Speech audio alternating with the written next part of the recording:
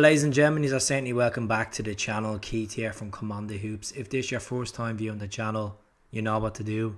Like and subscribe. It would be really appreciated to get that extra number up on the stats.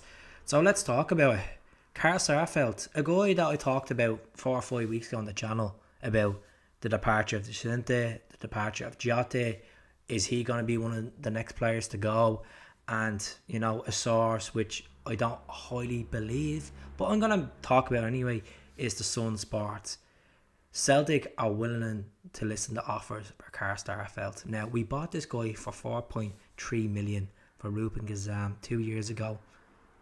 86 appearances for Celtic, 3 goals in there, solid partnership with Cameron Carter-Vickers. You could say a good relationship with Joe Hart as well. Obviously, he's a front of Joe Hart in that centre-back position. And is it a case that Celtic will actually listen to offers because we've purchased Lega Warsaw, former Lega Warsaw centre-back Malik Naroski? Are we going to go in and accept an offer? And how much would it be? How much would you think Celtic would accept an offer for Carl Starfelt? He's 28 years of age. He's playing for Sweden as well. Is it a case that a Premier League team like a Luton could come in and maybe offer 5 to 6 million and he could be gone with 2 years left in his deal? It could be a possibility. Is it a case that he could be looking elsewhere, looking at Saudi Arabia to reunite with Jota over in Saudi Arabia, but not playing for that particular team, Al Riyadh? Or could he go to Portuguese football and be over there closer to his missus Jacinta? Personal reasons always fall in your work when you think about it. At the end of the day, regardless of how much we're on, regardless of how much you're enjoying your football, it's what you do when you leave Lennox Town or leave Celtic Park. How do you get on with your life, you know, in the Glasgow Fishbowl? And I would like to keep Starfelt. I know some people might think I'm talking about this, blowing this out of proportion, but I think there's a chance he will go. Like any player could go except Callum McGregor or James Forrest or the likes of Kyogo Maeda are on new solid deals. And that's the joys of football these days. If we would accept 6 million from him, I'd be happy to let him go. I think Naroski looks like he's a good prospect, and I think we've been scouting him for a long time to understand. And speaking to a couple of Polish mates as well that support Lega Warsaw, they say high things of him. I think he can go to that level. Let him settle. You know, he looked a bit ropey the other day, and that's his debut for Celtic. You know, Parkhead, James Forrest testimonial, nearly a full house as well. So I think we should just cash in a Starfelt if the offer is right. If it's not right, if we keep him till the end of next season, I'd be delighted with that. I would actually be delighted with that because he has a bit of European experience, Champions League experience. I think there's a lot to his game where he can improve, and there's no harm in that. You know, every player is always looking to improve mentally, physically, just being accurate, getting that stats boost up, everything there.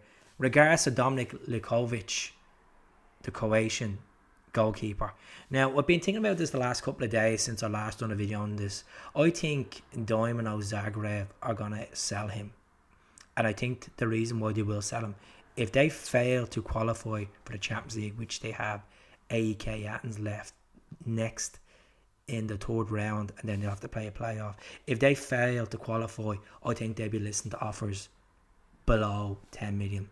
If we were to come in now and place a 10 million offer, that means we're breaking our transfer record, which was Edwards back in 2018. Are we going to do that for the goalkeeper? The football world is changing, folks, and Celtic can't always live on that legacy of a 9 million transfer fee. We're eventually going to have to break that to move up with the times. And it's the wages factor as well that holds a proportion. This guy's played in a World Cup semi-final, for God's sake, winning the bronze medal, playing with some cracking players like Luka Modric and Jovanovic. And I think Jovanovic might have a word to say with him, saying, look, go there, get the experience, get the Champions League football. I know you've had it with Chelsea, get with Celtic. You're not going to get that atmosphere where Celtic Park. Go there, win trophies, get 2 or 3 years and jump ship to England or somewhere else. Because I think we need a goalkeeper like him. You know, regards to his footwork, saving penalties, his physicality, he's 6'2". You know, he's played 46 times for his country. Why are we not going for him? Are we just holding our guns here? Because I've said this so many times in the chat, we need to strengthen the goalkeeping department to move forward as a club. And Livakovic would be a good one. If we don't get him out straight, I still think we should be looking at other goalkeepers before this window closes. Because if Zagreb do qualify and they're expecting that 10 million, will Celtic pay it? That's the thing. Will they pay it? It's all speculation. It's all thoughts from myself, thoughts from you. Will they pay it? Probably not. Under Lawwell, under Nicholson. You know, if Brendan really wants this guy and he has something to say about this, Celtic should back Brendan and get someone in. Because looking at this moment of time, does he trust his goalkeepers? Only he knows that. I was going to say I know that, I wish I did.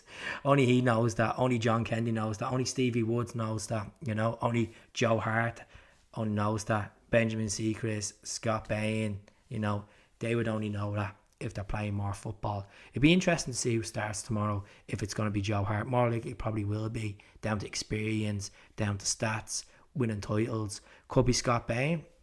You know, he obviously played the second half the other night. Could it be Benjamin Seacrest that could see the 2 goals, which he couldn't do anything about. So let's see what happens with Livakovic. Let's see what happens with Starfelt. It's all speculation. It's just talk, because people ask me these questions all the time. So it's good to do an actual piece on it. So do subscribe. I'll speak to you all soon. Hell.